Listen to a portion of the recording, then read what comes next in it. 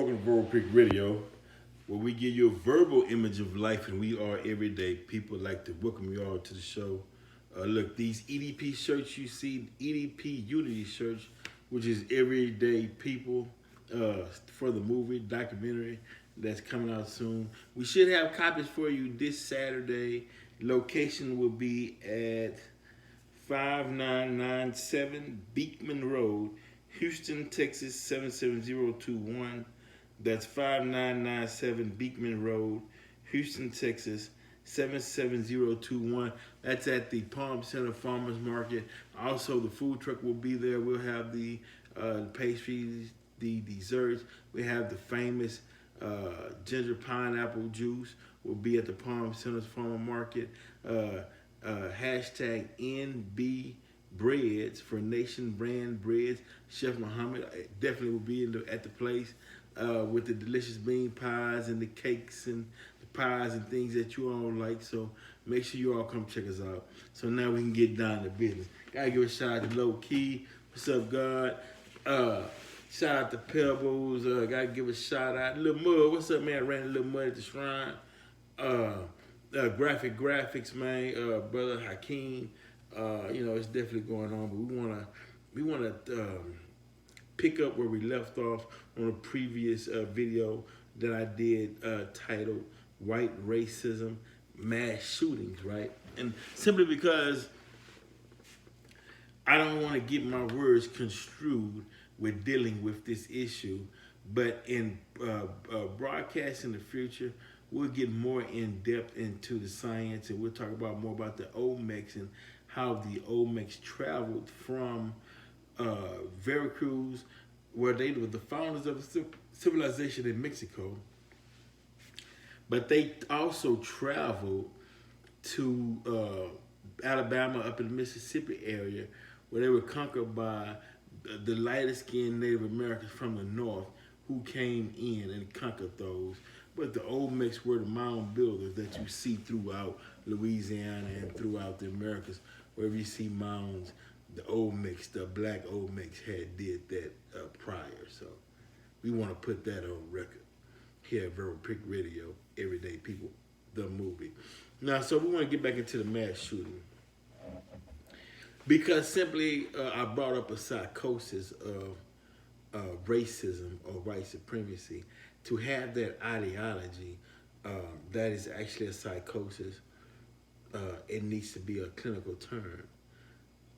It affects whites to the point to where they can't think straight dealing with the black race because it's construed with, I have to be better than the average black man because black is bad, white is good. So in order for me to be perceived as good, I am white, then I have to do better than my black counterpart.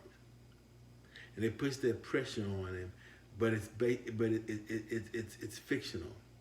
It's not true. There's no truth to it. You cannot be upset with black people because we are the founders of civilization, because we've been here first. We were here first before trillions, millions of years before there was anything called white. So with that being said, you can't blame black people for being first because there's nothing that can be done to change that. And when that knowledge comes to you, you can't get mad and upset to where you want to pick up a gun and go kill all minorities, all brown and black people you upset with, because the brown people were here in the Americas before you got here, and the black people were here before the brown people were here. You upset at that. So you can never be first. And so Pete Buttigieg, he says that the number one threat to America is white nationalists. And white nationalists is launching an attack on America. And okay, so what's the response to that? What is the president saying to that? Now, we know that President Trump, he's not going to come out and say, "Hey, look, white nationalists, look, cut the hate out. We need to all get together. The white supremacist mindset is dead.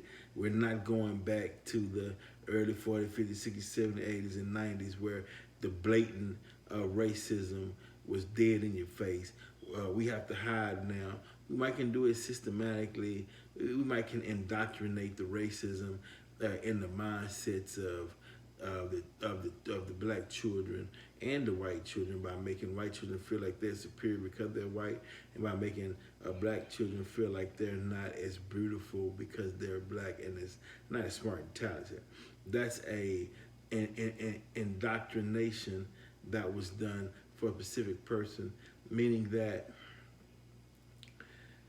they started with dictionary words and angel food cake and black cake is bad and blackmail, and we all know the terminologies that was used in describing black versus describing white.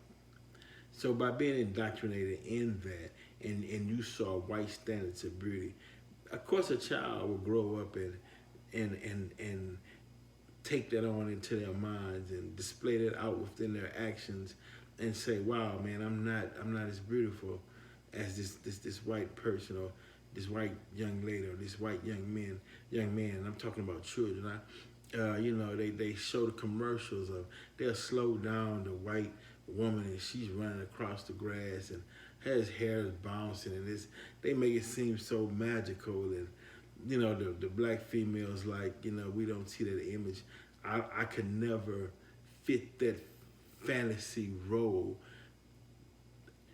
that seems to appear to be accepted by the general population of Americans. I'm left out of that picture, So the black youngster growing up under that weight, I can see why I would get angry and upset. So then you turn to Lady Justice, who's supposed to have a blindfold. That blindfold means you don't even see color. You don't see black, white, whatever. So you go talk to Lady Justice, and you're like, damn, can she see through this blindfold? Because the sentences that I'm getting in the way I'm getting treated in this justice system is not equal to what this white person is getting.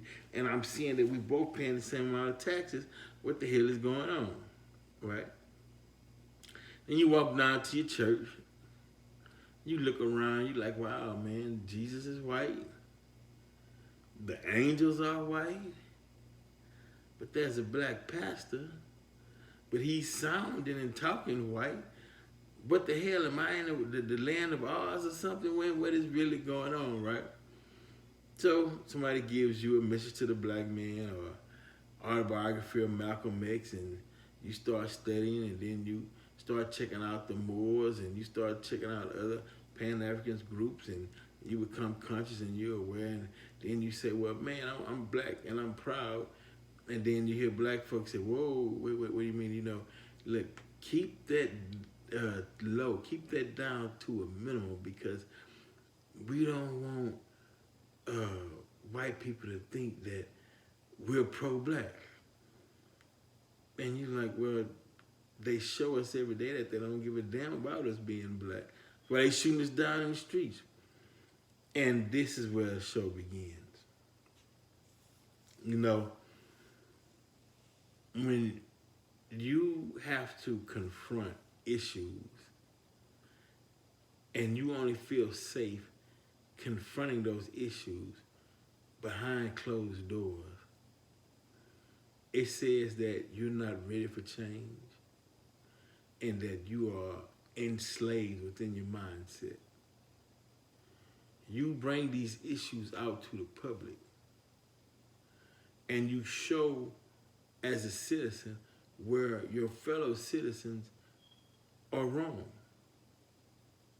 And then you tell your leading officials, hey, I want this shit corrected.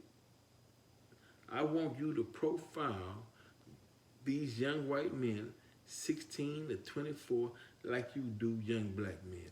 You got a profile for young black men. You see young black men with their pants sagging, and you say they fit the profile, and you throw them up against the gate, and you search them, harass them, might even hit them in the head with a stick. Okay. You see a young white boy, and with a Nazi t-shirt on, or a white t-shirt on, blue jeans, he fits a certain type of profile, has a certain type of haircut. You pull him over, hit him in the head with the stick, put him on that hot concrete in the summertime, lay him out, and you search him and embarrass him in the public. You can't have one standard. Meaning, I'm all for separate and equal. I'm for that, man. But you can't, as long as it's equal. You can't have one set of rules for one side, and then you have a turn a blind eye to the rules when it's being conducted to the other side, strictly because of skin color. That's not gonna fly in this information age. It's played out. You're not doing anybody a service. You're actually doing a disservice. Now, the FBI analyst that CBSN had on, Mary O'Toole, and I mentioned her in my first broadcast, she said that there was no way to profile a potential mass shooter. And I'm like, what do you mean? There's no way. She gave out the ages, upper teens to about 24 was her profile. Majority of them are white. That even narrows down the search. Majority of them are on these media sites that cater towards racism or white nationalists or Nazis, neo-Nazis, or whatever. That even narrows down your search. What the hell you mean you can't get her? It's impossible. You gave all the attributes of the mass shooter, and it narrows it down to young white men, with a few exceptions dealing with black men, Asians, and Hispanics, who had the lowest number of committing such horrific acts. Usually when it's a black person or minority, they're going after that particular one. They're not going after a whole race. They're going after the one who offended them. With the white racist, he just want to kill minorities. It doesn't matter if they're Mexican, black, Asian, Native American, whatever. He just want them out. He just want them dead. And they know this. And so, by their response and their actions, what they're saying is, your life, maybe black lives and brown lives or whatever, maybe really don't matter in America, because when the leaders come out and speak, and I'm talking about Senate leaders and the Congress leaders and chief of police and whatnot, only a few will say white nationalism is a direct threat to the livelihood of America. The rest, they'll try to blame it on mental health issues. They'll try to blame it on, it's these guns and everything other than that ideology of white supremacy, racism, that's been passed down for generation to generation, is the poison. Now, what do you replace the poison with, or how do you get rid of the poison? You replace the poison with the teachings of the most Honorable Elijah Muhammad. If you want to, white people, don't even pay attention. If you hear black people telling you, don't go near Farrakhan and Elijah Muhammad's teachings, stay away from them, they're going to corrupt your mind and stuff. Don't listen to them Negroes. White people, run to the teachings of the Honorable Elijah Muhammad so you can get a clear understanding of who you are and a clear understanding of who we are, and we can act in accord. White folk Negroes, run to the teachings of the Honorable Elijah Muhammad so you can get a clear understanding of who you are as a black person and who they are as a white person and the origin and their purpose and your purpose and what will happen if we don't come together and fix this thing. And can it even be fixed? Can the differences even be mended? Is it the best thing for black people to separate and go start on the land of their own and build something for themselves, with themselves, and by themselves? Is it possible that the white man can be the natural enemy to the black man? And he might don't even know why he constantly attacks the black man in America for over 400 years. This just didn't stop with the two Nazi sympathizers in Ohio and El Paso, Texas. This didn't just start with them. This been going on. That's what amazes me, to hear some of these representatives act like this is something brand new. It started before Dylann Roof, and it's continuing after Dylann Roof. And he walked up in Carolina and killed 9 black people after praying with him in a church, just to give you some semblance of how we think about you and who they are. That's why the teachers just said the white man is the devil. Only a devil can sit down right next to a person with a book Bible, not with the Bible, even open it up and read the Bible, pray with the people, meet the pastor, meet the congregation. And after that, he's like, okay, y'all through.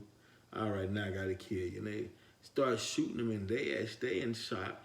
They're in amaze to the fact that, wow, we just prayed with you. We welcome you in our church, and you would turn around and kill us.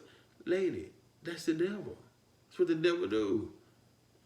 You think the devil gonna change? I don't know.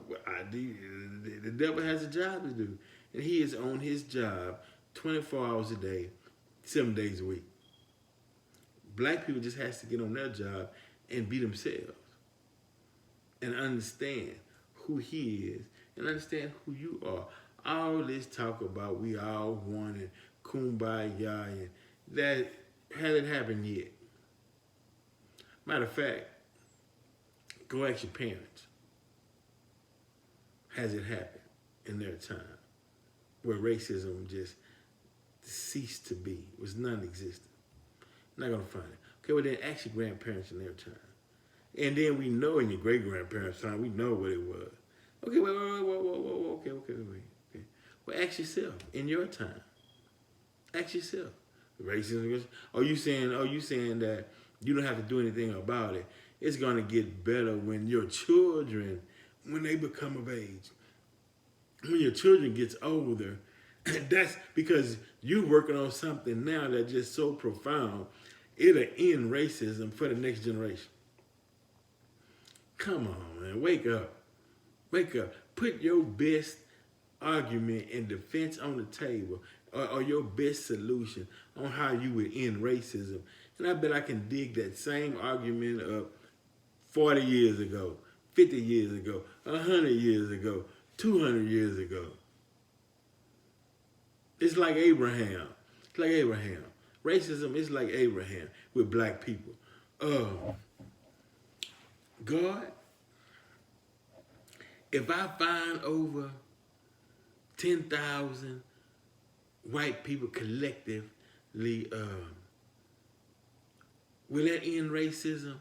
If I can find 10,000 white people that's not racist, will that get rid of racism? Okay, go out there and find 10,000. Then you go to 5. Then you go, can you find 100? And then God said, look at our Trump supporters. Look who bagged. Majority of white folks bagged their own. They will pull that lever for Trump because they're going to vote in their own self-interest, which is white, and he will get in again. And you sitting here listening to these politicians and preachers who think that we shall overcome. The best and only solution as the most honorable Elijah Muhammad stated, separation. Either work together to separate as a people and build, or those who want to separate because it's a matter of life or death. You don't know how many young white men are out there with guns following the call of racism to exterminate black and brown. You don't know how long you have. You don't know if they're going to walk up in some Walmart in your town near you and just start shooting up the place. You don't know if you'll be at a bus stop and one just, you don't know if you're at a concert and want to cut through the gate and enter in on the side with his gun and shoot up the place. You don't know when it's coming. But the narrative is there. The atmosphere is there. They have an agenda. The agenda is there, and their mission is there. And the hunt is on, and you to pray. Django, you got sand, Django. You got sand. You know what I mean? What? You know, and I'm just simply saying this to those who feel as though, well, after 400 years, we wearing them down, and eventually they're gonna be on our side. We wearing them down. We're gonna end their racism with our love. And hey, okay, yeah, Hey, if that's what works for you and you feel like it can work, I don't have another 400 years to sit back and see if your theology will actually work upon a people who is your sworn and open enemy. I don't know. But maybe you might have some wisdom I haven't, that's out of this world, that's not of this planet, that can change the course. You might have something so dynamic that, it'll change the course of history and time with this powerful revelation that you as a black leader or a black congressman or a black senator, or, maybe you got something that can, Martin Luther King tried. They wound up shooting him. I don't know. Bless his heart. He really wanted to see little black boy, the little black girl, the playing with a little white girl and a little white boy. He wanted to see, and you hear, and there has, and in each presidential election or each presidential candidate, you would hear them invoke Dr. Martin Luther King's name, and they would reference to one of his speeches or something that he said. And it's over and over, and they do it over, and they do it every year. They have the parades, they have the marches, and he was a great man, and he was a great man. He was intelligent, man. Dr. King was intelligent. He knew the game. Towards the end of his life, he started seeing the fact that, hey, wait a minute, these people are not gonna change. I've been preaching this talk for years, and he started to realize, wow, this government don't give a damn about the black man. And then they took Dr. King out. I don't know, man. Maybe like I say, maybe you got something, but 400 years, man, if a person had, it's called habitual. You can't change a 400-year indoctrinated system that's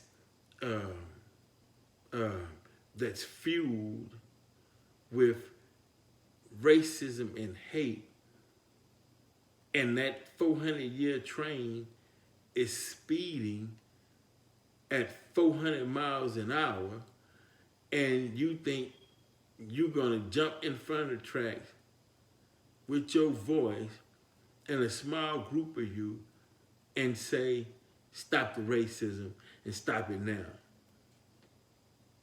Man, this thing been passed down from generation to generation to generation to generation.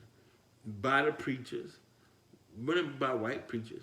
by white government leaders, by white politicians, by white parents, by white school teachers, by white principals, by white coaches, by white police officers, by white judges. They've been passing that mindset on for 400 years. And then here you come with a group and you going to say, we demand that you end racism today. You know, they like, yeah, okay, right, whatever. Okay, baby. Anyway, look, we'll continue to bring you programming. Be on the lookout for the documentary, Everyday People, the movie, which is coming soon. All black-owned businesses, keep striving, man. Keep rolling. Keep your foot on the gas. You know, keep going after it. Don't give up because we need it. And there's a time coming shortly. We really gonna need you because you're gonna be the only businesses left. Verbal Pick Radio, Everyday People, the movie. We are.